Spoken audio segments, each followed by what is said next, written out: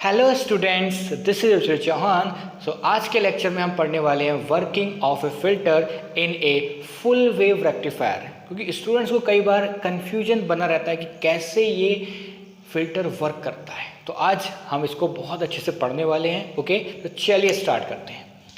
देखिए यहाँ पे हम सभी को पता है कि फुल वेव रेक्टिफायर कैसा आउटपुट देता है। देखिए एक किसी भी फुल वेव रेक्टिफायर में जो इनपुट दिया जाता है वो कुछ ऐसा दिया होता है, एसी इनपुट दिया जाता है। ओके, एसी जो इनपुट होता है यहाँ पे आप देख सकते हैं, यहाँ पे पॉजिटिव नेगेटिव और नेगेटिव। अब रेक्टिफाई करता है तो ये मतलब रेक्टिफायर क्या काम करता है, एसी कंपोनेंट को डीसी कंपोनेंट में चेंज कर देता है। तो पहले क्या होता था, हम देखते थे कि जब जैसे हम फुल वेव रेक्टिफायर से इसे पास करते थे तो हमें क्या मिलता था, आउटपुट कुछ इस तरीके से आउटपुट मिलता था, मतलब ये इस तरीके से पॉजिटिव साइकिल ये। ओके, अब यहाँ पर जो कंपोनेंट हमें मिल रहे हैं तो यहाँ पे देखो एक तो डीसी कंपोनेंट मिला है। डीसी का मतलब यहाँ पे क्या होता है कि हमें यूनिट डायरेक्शन में करंट मिल रहा है। डायरेक्ट करंट का मतलब यहाँ पे क्या है, ऐसा करंट जो एक पर्टिकुलर डायरेक्शन में करंट हो। ओके, तो हाँ ऐसा करंट हमें बिल्कुल मिल रहा था जो हमें एक ही डायरेक्शन में। देखिए अब हम सब पॉजिटिव डायरेक्शन में, मतलब पॉजिटिव करंट है। अब दूसरी बात पर साथ में एक चीज़ और मिल रही थी, यहाँ पे साथ में हमें मिल रहा था यहाँ पे एक एसी, यहाँ पे एसी कंपोनेंट। मतलब आप देखोगे यहाँ पे ये जो है ये देखो वेरी कर रहा है, एसी कंपोनेंट। देखो यहाँ पे एसी कंपोनेंट क्या होता है, वेरी करता है। देखिए ये वेरी कर रहा है, तो ये देखिए ये बढ़ रहा है एसी कंपोनेंट्स का और साथ में कम भी हो रहा है, फिर बढ़ रहा है फिर कम रहा है, फिर बढ़ रहा है फिर कम हो रहा है। तो यहाँ पे हम देख रहे थे प्रॉपर जो हम चाहते हैं डीसी क्या होता है, एक तरीके से डायरेक्ट करें, कांस्टेंट करंट मिले। पर यहाँ पे बिल्कुल हमें कांस्टेंट करंट नहीं मिल रहा था, इसके अंदर कुछ वेरिएशन भी था। ये कह सकते हो आप, इसके अंदर कुछ एसी कंपोनेंट अभी भी बचा हुआ था, पूरी तरीके से डीसी नहीं था। क्योंकि हम अगर हम चाहते हैं डीसी क्या हो, कुछ इस तरीके से, मान लो 2 एम्पीयर आ रहा है तो कांस्टेंट 2 एम्पीयर करंट मिल रहा है। पर अभी क्या हो रहा है, थोड़ा सा बढ़ रहा है, मिल तो पॉजिटिव ही रहा है बट थोड़ा वेरिएशन है इसके अंदर। तो वेरिएशन मतलब यहाँ पे एसी वाली टर्म कुछ है इसके अंदर, कुछ ना कुछ एसी कंपोनेंट भी अभी भी बचा रहेंगे।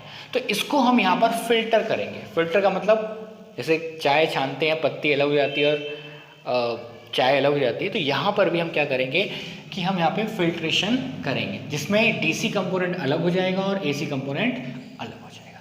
तो हमने स्टूडेंट क्या किया, हमने कुछ नहीं किया, जो हमने पहले लोड लगाते थे, लोड के पैरेलल में हमने क्या किया, एक कैपेसिटर लगा दिया। कैपेसिटर का क्या वर्किंग है कि कैपेसिटर क्या करता है कि एसी कंपोनेंट को तो वो पार हो जाएगा, एसी कंपोनेंट तो इसके अक्रॉस फ्लो कर जाएगा, बट जो कैपेसिटर है हमारा डीसी कंपोनेंट को अपने अक्रॉस फ्लो होने नहीं देता। तो हम क्या देखते हैं, एसी कंपोनेंट तो इसके थ्रू यहाँ से चला गया और डीसी कंपोनेंट हमें यहाँ पर आउटपुट पर मिल जाता है।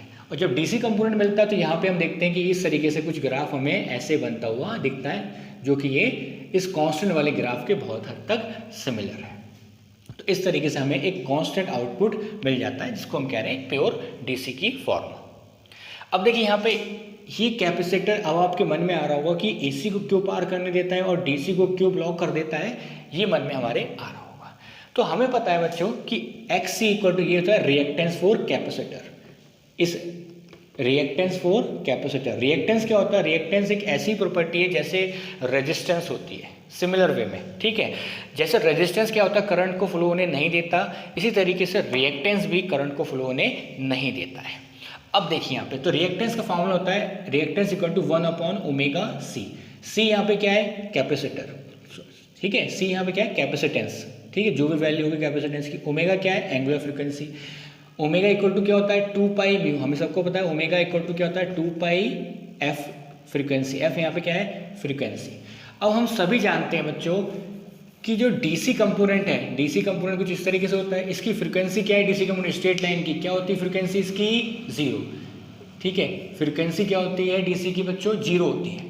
अब अगर यहाँ पे नीचे डिनोमीटर में 0 आ गया तो अब आप फ्रीक्वेंसी निकालेंगे, क्योंकि फ्रीक्वेंसी इसकी 0 है, सॉरी फ्रीक्वेंसी इसकी 0 है, तो इसका रिएक्टेंस निकालेंगे, तो reactance equal to 1/0 equal to infinite. अब रिएक्टेंस हो गया इनफाइनाइट। इनफाइनाइट का मतलब यहाँ पे कि अब इसका रेजिस्टेंस इनफाइनाइट हो गया। किसके लिए, डीसी कंपोनेंट के लिए।